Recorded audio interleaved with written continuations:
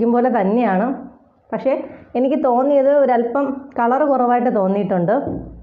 ഇതേ കണ്ടോ, നമ്മൾ കോഫി പൗഡറൊക്കെ വാങ്ങുന്ന സമയത്ത് ചെറിയൊരു കുറച്ചുകൂടി കളറ് വരുന്നുണ്ട് കണ്ടോ. ഇത് ഒറിജിനൽ കളർ തന്നെയാണ് കണ്ടോ.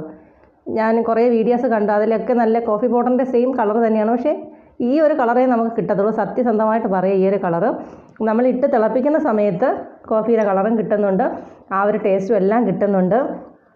ഞാനിത് കണ്ടത് എറണാകുളത്ത് വല്യച്ഛൻ്റെ വീട്ടിൽ പോയ സമയത്ത് അവിടെ ചക്കക്കുരു ഇതേപോലെ ഉണക്കാൻ ഇട്ടിട്ടുണ്ടായിരുന്നു.